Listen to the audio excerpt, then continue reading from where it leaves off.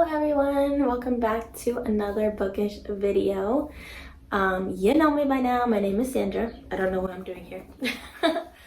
But this is the book recommendations tag, and I got the idea from Miss Taryn Lee Reid. So I will put her information in the description box. She is one of my favorite bookstagrammers, and she also has a booktube, so you can find all her wonderful content down there.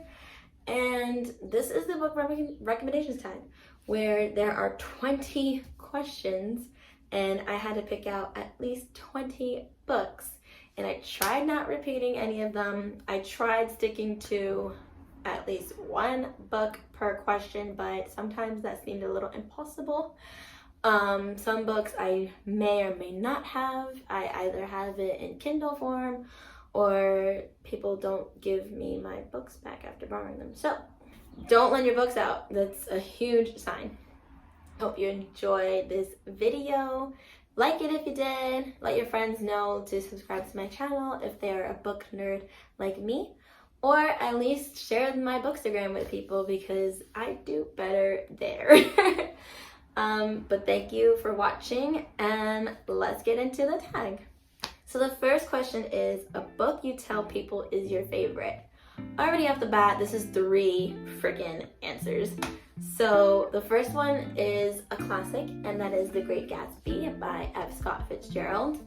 And sad to say, I don't even have the book. So I have to change that. I gotta buy it. But I read that back in high school, probably like everyone else, and I just fell in love with Fitzgerald's writing. I even have like a quote of his framed in my bedroom on the wall, and I just really like that setting, around the 20. But the second book, I forgot I had 3. The second book is All the Bright Places by Jennifer Niven. I read this back in my young adult book days. Not that there's anything wrong with reading young adult books now, I still would, and I'm pretty sure I have. But this touches on mental health, suicide, and death, but done in a light fashion, nothing like, dramatic, so to speak. But it's about these 2 characters named Finch and Violet, and I'm going based off my memory here, and I apologize in advance if I'm terrible at explaining book synopsises, because I read them like years ago. So yes, you have Finch and Violet. Violet. They meet on top of like the ledge of a school bell tower. Like one of them is attempting or wanting to end their life, and one of them saves the other person from doing such harm to themselves. But Finch's character is really fascinated with death, and you have Violet, who just lost her sister from a car accident. And also the movie that they did on Netflix was pretty well done, so I recommend reading it and watching it too. But they have a class together, and they have to do this project where they work together, so they're getting to know each other. Finch has just such a great impact on Violet, personally and romantic. The way Jennifer wrote the story is really well done, especially for a younger audience. So I think these topics are pretty important to read and learn about. So it's one of my favorites, one of my favorite young adult books. And then one of my recent favorites, the greatest of all time, Miss Taylor Jenkins Reid, The 7 Husbands of Evelyn Hugo. If you know me by now, if you've seen all my videos, I don't think there's a video where I don't talk about this book. Like I can't shut up about it. It gives like Marilyn Monroe vibes, and I do love Marilyn Monroe and Audrey Hepburn. So if you're like me and like those elements, then you will like this story. You basically find out why and how and who the 7 husbands of Miss Evelyn Hugo are. Like, why are there 7? Why does she have 7? Why are there so many? Who is she? And what is her life about? So I really like the way that she wrote this story. It's the first book I ever read by Taylor Jenkins Reid. So if you want to get into this author, I recommend Taylor Jenkins Reid with The Seven Husbands of Evelyn Hugo first. So that's question number 1. Question number 2, a book that is your guilty pleasure. And I picked Christina Lauren's Love and Other Words just because I am a sucker for good vocabulary. I am a sucker for someone who is like articulate, because you could probably tell I'm not the greatest at speaking. I'm not the most articulate. And I just love words and vocabulary, so which is why I love reading and the English language. As complicated as it may be, I do like it. So you have this book here, which involves a childhood friends to lovers trope. So you have Macy and you have Elliot, and Elliot is one of my many book boyfriends. We're gonna tally now. Book boyfriend number 1. Ding, there you go. I believe they live next door to each other, and they both love reading and they both like words. So it's so cute when they ask each other, oh, what's your favorite word today, or what's your word today? Also get a vocabulary lesson in this book. You learn how and if and when they get together or like fall for each other. So it's obviously a story that's, you know, more than about words, but how it bonds the two together, how it connects these two lovebirds together. So I did enjoy this book. Question number 3, a book everyone loved but you didn't. So with this question, I was like, should I pick a book that I DNF'd? Because if I did not finish it, that means I didn't love it, right? But I was just like, let me pick one that I like got through and finished, because this particular book wasn't a book that I wanted to DNF in the first place. I just didn't necessarily love it like everyone else. And that's one of my recent reads, which is The X-Talk by Rachel Lynn Solomon. So it's a cute, enjoyable read, but not one that I'm like, oh my gosh, I love. Like, there are much better books in this pile that made me have that reaction, but this one did not in particular. I gave it like 3 stars. Or 3.5 rather. Yeah, this is 3.5. But it is about Dominic and Shay work in the radio industry together. So broadcast journalism. And they come up with an idea, or rather Shay does, about a segment on the radio, or it becomes a podcast, about them pretending to be a couple that recently broke up and just talking about what happened and the advice they would give on the air. Fake dating trope, if you like those, then you can read this book, The X-Talk. But I think just Dominic's character made me go like, with this book. And she does have like, you know, cute writing and steamy scenes, which we all love. Rachel Lynn Solomon.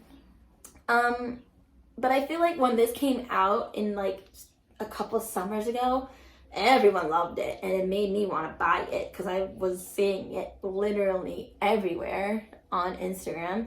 So I was just like, let me get it, and I bought it, and I finally read it years later, just like everyone else with their TBR cart. So I enjoyed it, but it wasn't one that I necessarily loved. So check this out though if you enjoy the fake dating trope, and maybe you'll love it or like it like me. Number 4. A book you read the fastest.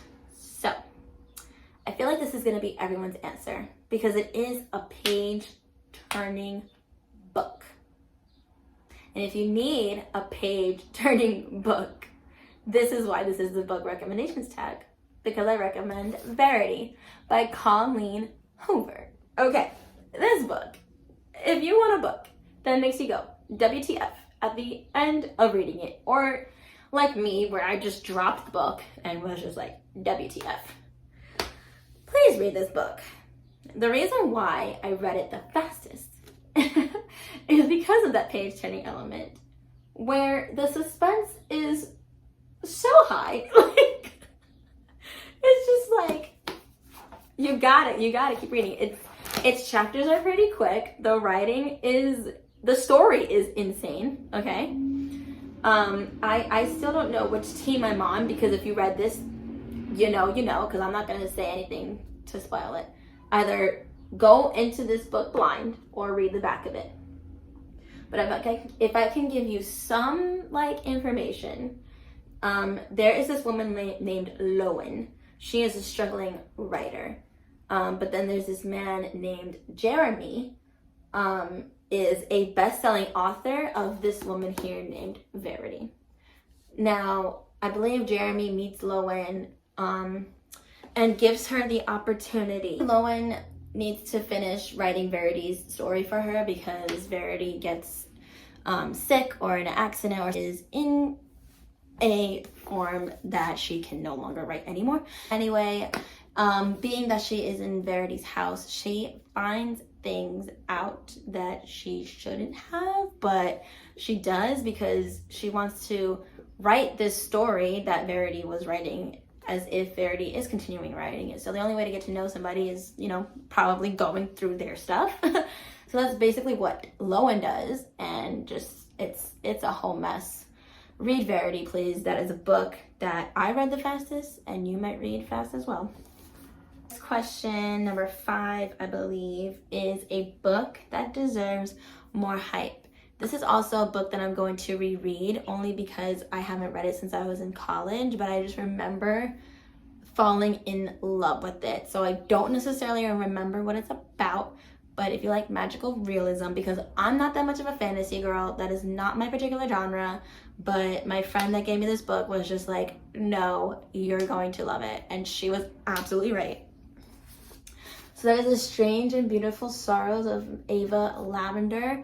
And my friend that gave this to me, this is her second copy of the book because she was like, I'll give it to you because I have a second one without even realizing it. Bug problems.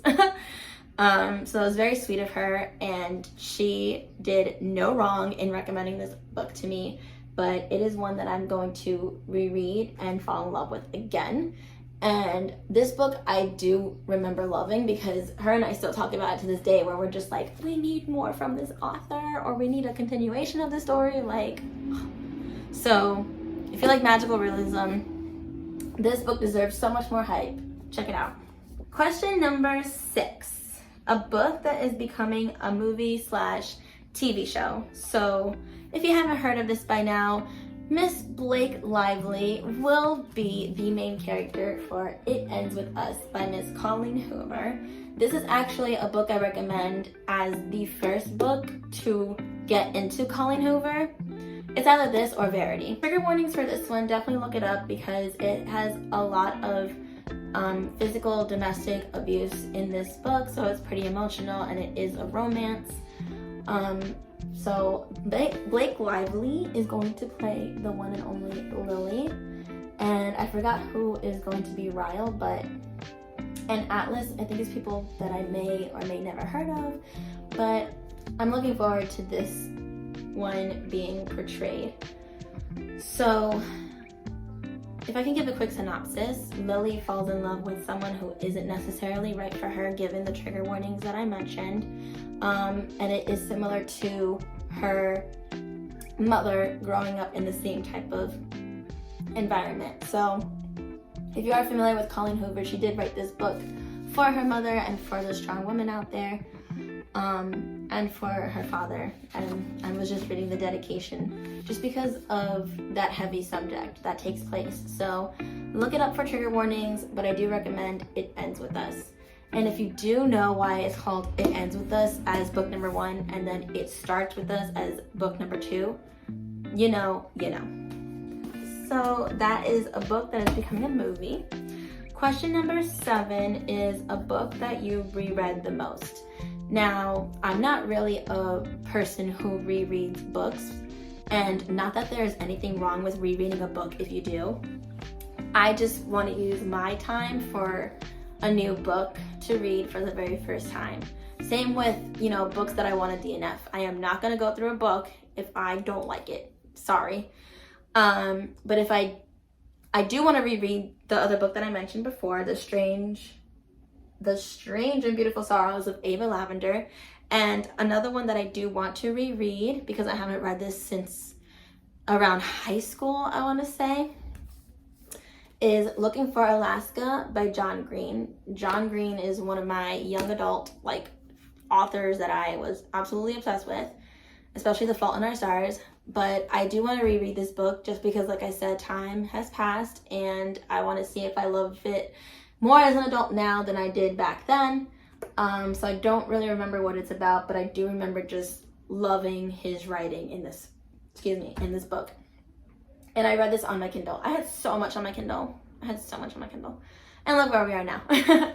I would still use a Kindle. I still have mine to use. I use it more for like travel. The next question, I believe it's number 8. A book from a genre you don't typically read. So I don't really read like memoirs or biographies, autobiographies, like anything about a person's real life. And it's not that I don't have a problem with them or that I don't have any. I do. Like, I want to listen to Jeanette McCurdy's book. I think that's my thing, though, is that I would prefer an audiobook for that type of a genre. So I do want to give it a try. But the one that I have that I absolutely love is Miss Lauren Graham's Talking as Fast as I Can, because Gilmore Girls is one of my all-time favorite shows, and she does talk about Gilmore Girls in this book of hers, as well as her personal life. So this one I would definitely want to give a listen to for the very first time, since I actually read this physical one. But yeah, it's not like my go-to genre. But I guess it really depends on the person for me to be like, I want to know more about their life, and I want to know about the in and outs of how it was when doing this and this. Like, Jeanette McCurdy's, I hear, is excellent, so I do want to listen to hers. But I recommend Miss Lauren Graham if you love Gilmore Girls like me. This is for us fans, for sure. The next question, let me make sure it is number 9. 1, 2, 3, 4, 5, 6, 7, 8. Yep, number 9 is a book that deserves all the hype it gets. So I picked Emily Henry's Beach Read just because when it came out, I was seeing it everywhere. I was seeing People We Meet on Vacation, but that one I wasn't really a fan of. I prefer Beach Read a lot more. So it does get all the hype that it deserves all the hype that it gets, just because it's a cute, first of all, beach read. You need a book for the beach or anywhere during summer. It's gonna be beach read, as one of my recommendations anyway. It's cute romance, definitely some steam in there. This is one of my favorites by hers. It takes place like number 1 on my list of Emily Henry books, and I need her new one. But it's, book boyfriend number 2 is Augustus Everett. So from what I can remember, he is an author, and they both write different genres. So he writes literary fiction, and January, that's the name of her character, she writes best-selling romance. So they both kind of make a deal where she has to write the next great American novel and he has to write a romance, kind of like swapping the stories that they write to see who sells better, I guess, who does it better. So it's like a friendly little competition, really cute, witty banter with each other, and they end up being neighbors. So obviously they're gonna fall for each other, but just learning how and their connection with each other is so cute. And honestly, the reason why this is one of my favorite books by Emily Henry's is because she made January's character super relatable, super realistic. When I read People We Met on Vacation, I wasn't really like into the character as much, like besides her having my dream job. But I really do like these characters, especially because now Gus is another book boyfriend. So this is one that deserves all the hype that it has been getting. So question number 10, we're almost done. A book you usually recommend when asked to give a recommendation. This is a tough question because I feel like if you're coming to me for a book recommendation, the first thing I'm going to ask you is, what genre are you looking for? Or what type of story are you looking for, so to speak? But if there's no answer, then I'm always going to recommend a psychological thriller. And the book that made me get into that genre is The Girl on the Train by Paula Hawkins, an oldie but a goodie. This book definitely got me into the genre because I want to say this is the very first one that, like, when I was transitioning my reading styles, I was still reading YA. And then I remember going into Barnes & Noble one day and I was like, I want to try thrillers or like mysteries, but this is more thriller. And the movie they did a pretty good job with. So this is pretty much a story about the girl on the train who, you know, takes the train as her commute to work. What else is she gonna do? But she's like people watching outside the train, and she basically sees something like shocking. So it kind of has the same element and premise of, was it The Woman in the Window? This is a page turner. I couldn't put it down, and I will always recommend it because it got me into one of my favorite genres today. So if you're into psychological thrillers but haven't read The Girl on the Train yet, or if you want to give this genre a try, this is a great introduction to it. Number 11, a book that has your favorite characters. So I don't really have favorite characters, like more than one, besides now January Andrews and Augustus Everett. But I picked this book just because of the main character. So that is A Good Girl's Guide to Murder by Holly Jackson, and the main character's name is Pip. First of all, if you love podcasts and like crime podcasts or like a whodunit kind of thing, then this is why I like this book, and maybe you will too. But she is pretty much trying to prove a man innocent because they accuse the person behind this murder that was done incorrectly. And what starts as like a school project, like she's starting to take it very seriously, involving the police and everything. And what other way to keep track of it than a podcast, which is A Good Girl's Guide to Murder. So this is a pretty like interesting whodunit kind of book, mystery. It is part of a series. So I have the second one and third one here. Definitely blew up all over my Instagram as well, but I do recommend it. I do like Pip because she's brave for even wanting to do this in the first place, besides it being for a school project. I liked her character, and you're gonna tell her to not do something, she's gonna go ahead and do it anyway. So I do like Pip's character, so I recommend A Good Girl's Guide to Murder by Holly Jackson. I believe we're on question number 12. I hope I'm tracking this correctly. Book you wish you could live in. This question, I was like, immediately, like a book you wish you could live in just gives fantasy vibes. But I didn't read Harry Potter. Wow. I only watched the movies instead. So I know Taryn is reading Harry Potter. Again, check her information out down below and her channel and her bookstagram because she is one of my favorites. But like, who wouldn't want to live in Harry Potter? You have magic, you have butterbeer, you have British accents, you have Hagrid, and the magic, they can, like, people are gonna save you. I hope. Once Voldemort is like no longer there, I would want to live there. Anyway, so I didn't pick a fantasy book, but I went with another Emily Henry, which is Book Lovers, because it takes place between the city and a small town. So you kind of have a good balance of like both fast and slow paced life. And Charlie is another book boyfriend, Elliot. I'm just a book smut. But it also revolves around, you know, the world of books, publishing, a bookstore. This is a really cute romance story between Charlie and Nora, and I do like them both, so other book characters that I enjoy. So who wouldn't want to live in Book Lovers, revolving around anything and everything but books in a small town and the city? So that's the book that I would want to live in. Check out Book Lovers by Emily Henry. This is number 2 on my Emily Henry book list. I need her new one. I believe this is question number 13. I hope I'm keeping track correctly. But a book you thought you would hate but ended up loving. So this one was not an applicable DNF question because, you know, you're gonna finish the book if you ended up loving it. So this is my recommendation, Then She Was Gone by Lisa Jewell.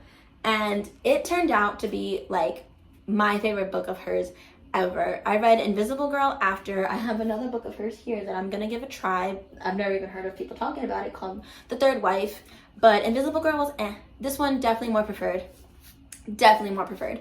And I thought I would hate it because for me, the book was starting out like slow. I wasn't really in love with the writing. I'm just like, what is going on? But holy shit, like this and Verity, like the shocking things that these authors just think of. Like when you think something can't be thought of like that, the most unimaginable thing possible happens. From what I can remember, this book is about a daughter who goes missing. And, you know, the mother is trying to figure out everything in between, like why, how did she disappear? But time passes and she meets this guy in a cafe. But the guy that she meets, his daughter, looks way too much like this woman's daughter that went missing. So now she's at the she's solving this. She finds out is just crazy, unimaginable. Look up any trigger warnings because it's a lot. From what I can remember, it's giving me this like oof. Lisa Joel, this is her best work yet. Definitely read this book over. Well, I heard The Family Upstairs is a really good one, so I have to check that one out. But Then She Was Gone, please read this one too. Add it to your list. Question number 14. A Book That Made You Cry, November 9 by Colleen Hoover. So I wanted it so badly that I got it on my Kindle because I should have gotten the physical one because now that old cover just doesn't exist anymore and I prefer that over the new book cover that they released. So that's why I'm not getting the physical copy because I really love that old book cover. It gave like fall vibes and the color of orange represented to me some type of the event that took place in the story that was so heartbreaking. If you know, you know. But the reason why it's called November 9 is because you have Ben and Fallon who meet on that day and they just want to continue their friendship on that day only. Like no contact before, like after that date, like it's just that date only. Like you can't even talk to each other, texting, phone call, nothing. That way when they catch up, like the one time of year, it's like they catch up and there's just so much to catch up on with their lives. So November 9 by Colleen Hoover, a book that made me cry, and maybe it'll make you cry too. I lost count because I had to stop recording for 1 second, but I'll catch up when editing. But it's a book that you can read for the first time, and that, like, you wish you could read for the first time again, I'm sorry. So that is Reminders of Him, another Colleen Hoover. You can't go wrong with any Colleen Hoover book, honestly. But this is another book that made me cry too. And check off again, another book, Boyfriend, Ledger Ward. But this is a story revolving around motherhood and family and romance, baby. So it's about a woman who served in prison for 5 years. You find out why she served and it is like just so heartbreaking. But another emotional thing about this book is that she's trying to meet and see her daughter for the first time after 5 years. So why I would read this for the first time again is just to feel like those emotions that like made me want to cry while reading this too. And Ledger is just hot. That's it. So I want to read this for the first time again just because when it was coming out, like it was just like all hyped up and it was like so exciting. So, and I even pre-ordered this book. So I would read this for the first time again. Next question is a book that could cure a reading slump. Now, when I hear reading slump, obviously it's negative. It's like you're in a reading mood. Something is not making you excited to read anymore. Your current read is just not doing it for you. So you need like a fast-paced book to kind of put you back into reading. So I picked another psychological thriller, of course, because those type of books will make you come out of a reading slump, keep turning the pages, like put your mind to like, whoa. And that is The Push by Ashley Andreen. Like, you could read this in one sitting. This is probably like the second book that I've ever read like the fastest. I would have to go back to my Goodreads and like really see. But another psychological thriller that is just like WTF. It's called The Push. So like this revolves around women, generations, family, children, pregnancies, like all that stuff. So this mother has 2 children and an incident happens, which is why it's called The Push. I won't get into specifics about like if this incident for who did it really happened or not. So just kind of look at the trigger word. The woman who has these 2 children came from a family that she didn't feel really loved by her mother, so that's kind of passed on with her children of her not really loving one child in particular, so to speak. But it goes back and forth with those present and past timelines, which is something I always enjoy in a book, but especially like a ride like this one. So good. So I believe I am explaining it correctly. I'm just trying to base it off my memory. I apologize if I'm not giving a correct synopsis. I read it like a long time ago, but again, I will never forget a book impacting me and making me feel a certain type of way. But I'm pretty sure this one will help you get out of a reading slump. Any psychological thriller will, but read this one. If you're in a reading slump right now, let me know how your reading is going. The next question is a book you think everyone needs to read. And I've talked about this recently because I read it a while ago. That is Anxious People by Fredrik Backman. And I think everyone needs to read this because Fredrik Backman just writes so beautifully, emotionally, really relatable, especially when it comes to like our mentalities and our anxieties. So it covers on anxiety and mental health and a trigger warning for suicide. So in the midst of all of that, he does find a way to like write in humorous writing and with full wit. And I found myself laughing a lot in between the pages and also feeling like, oof, like that got to me. So I definitely recommend this book that everyone needs to read. It's my first Fredrik Backman book, so I think I picked a good choice. And the next one I have is a man called OVE. We're just gonna spell it out because that's probably why they changed it to the movie A Man Called Otto, because no one can pronounce it, or I'm the only one mispronouncing it on earth.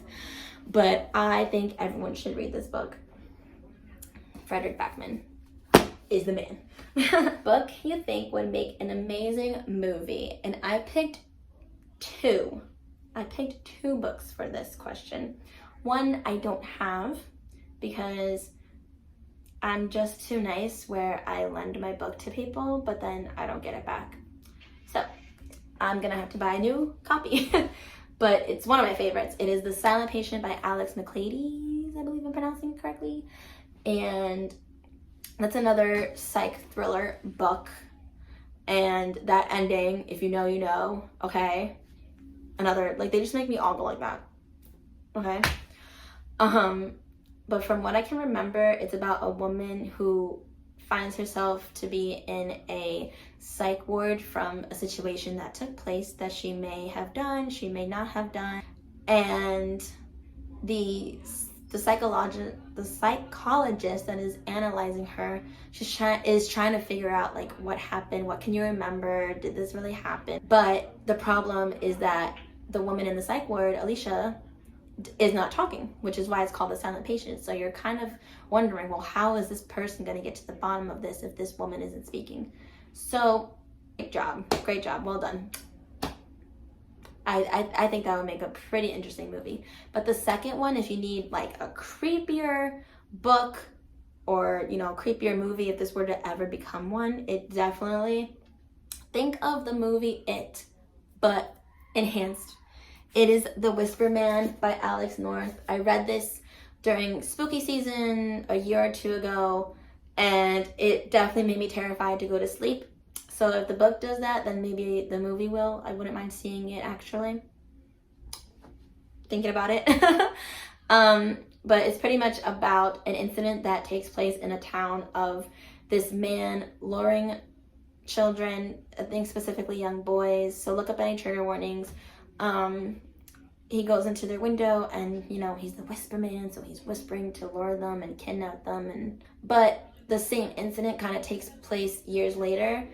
And the reason why it takes place later is because they thought like they caught the first man, and apparently it happens again. So they're trying to get to the bottom of it. So definitely enjoyed this, and his writing was pretty excellent. I'm gonna read The Shadows by him this spooky season, because this book made me want to get another book by his. So we'll see which one is creepier, but this one so far takes the cake. So if they made this a movie, whew, we'll see. But if you definitely enjoy Stephen King, I think you would like this one. I think Stephen King can write heavily, but this is like lighter. But this is still a crazy story, so just look up all warnings with that one. So the next question is a book you wish everyone would give a shot, even if it's out of their comfort zone. So not necessarily out of your comfort zone with genre. I couldn't really pick one for that of what I had left. But I recommend this one if it's out of your comfort zone, just for the writing style. And that is Davy Jones and the Six by Taylor Jenkins Reid. So the writing style is pretty much like interview structure. It reminded me of like reading a play, so that's why I didn't mind it. But I know this is like the first thing that made this book stand out that everyone, including myself, was pretty impressed with. So when the show came out, I was like, how are they gonna do that? Like, and they did a pretty well job, in my opinion. But it follows a rock band around the 70s, and you basically follow like how the band formed, their life on the road, their personal lives that interfere with the music and romance between Daisy and someone in particular. But the show they did such a well job. I can't say this today. They've done such a good job. There you go. Yeah, I really liked the book too, but I recommend, if you're not a big fan of this writing style, to give it a chance. It's pretty easy to follow, and if you want to give the show a chance, check it out on Amazon Prime. All the episodes are there because the show ended and I need more, but it is just a book, so all good things must come to an end. So yeah, try that out if that's not your type of writing. And the last question number 20, a book you'll never forget. Now with this question, it was, for me, a book that obviously touched me in some way, had to leave some impact, some effect on me, mentally, physically, emotionally, all the above. And that is The House in the Cerulean Sea by T.J. Klune. Because this book really touched me, really affected me in some way, and definitely sometime in the future, I'm going to go back, either reread it. It's going to be a book I'll reread. I wish it could be a book I could read again for the first time. Like, this book, I wanted to pick for so many questions, but I didn't want to repeat it. So I saved the best for last. But I do want to go back and tab it because I have quotes in my phone that I still have saved that I want to go back and just... Like, this book, literally, when someone said it's like giving you a hug, like, this literally did that to me. Like, how? This is why I love reading. But yes, this review literally on top says, I loved it. It is like being wrapped up in a big gay blanket, simply perfect, which it does touch on that community. So gotta love that, support that for sure. Again, I don't do fantasy, but this reminded me while reading, like, I forgot that it was even a fantasy. It's definitely more magical realism, which is why, like, I loved the other book, and I was like, oh my god, I haven't read that kind of book in so long. And this one girl was just like, no, you're gonna forget that it's fantasy. And she was right too. So you have a man named Linus Baker. He is in charge of the Department of Magical Youth. Yep, got it correctly. And his job is to pretty much go to this orphanage to see if the children that have these magical powers, or like they come off as like weird or like creatures, or they are children who just happen to have magical powers. And he's supposed to determine if their powers are for good or if they are going to bring danger to everyone around them. And then he handles like, you know, reporting them and all that from there. But because he, you know, lives with them, he lives with a man named Arthur and his children, you know, he starts to learn who they are and love who they are and realize that not everything is what it seems. Don't judge people. You know, be yourself. There's just like so many messages in this book, and it's just written like so well. And it made me want to pick up his other book, Under the Whispering Door. It's like literally right there. I'm gonna read that next. Because I want to feel that way again. And Taryn, who recommended this tag, heard that book on audio. So she'd said it was the most beautiful thing ever. And I'm going to read it because I know I can probably do audio, but I actually got through reading this and I think I'll be okay with that. But it's the subject that he portrays so beautifully. So that one is all about death, I believe. And this one has just everything in between. So you just need to read it for yourself because it definitely leaves you breathless. Like if I could explain, like give a word of how I felt after reading it: breathless and grateful, like I'm okay. So this is a book that I will never ever forget. And I think one of the most important messages in this book is to just be true to yourself and love yourself. That's it. That was the book recommendations tag. That was all 20 plus some books. I'm gonna try to pick it up right now. This is gonna go terribly or greatly. Okay, yep, this is the tag, the book recommendations tag. Let me know your answers down below if you're a reader like me. Do this tag yourself if it's here or Instagram. And let me know how your current read is going. Let me know how your day is going. But thank you so much for watching. Oh, let me give you my current read update. Oh, don't get old, kids. I just cracked my leg. It's called Leslye Again by Stacey Wise. I mentioned it in my last video, which was a vlog. Feel free to go back and watch my vlogs, number 1 and 2 of my random days in my life. Nothing exciting, just me being me. Or any of my other books. This was my top of the TBR book that I selected from my last bookish video, and I am enjoying it. I have this much left, so I'll probably read more after this video. I reorganized my book cart yesterday. I gotta put all my books here back, and yeah, that's pretty much it. So I hope you enjoyed this bookish video. Thank you so much for watching. Let me know if you read any of these books. What books would you recommend? Are you gonna add a book to your list now from my non-stop babbling about it? Yeah, that's pretty much it. So I'm gonna go ahead and enjoy the rest of my day. But thank you so much for watching. And I will see you when I see you next time. Bye!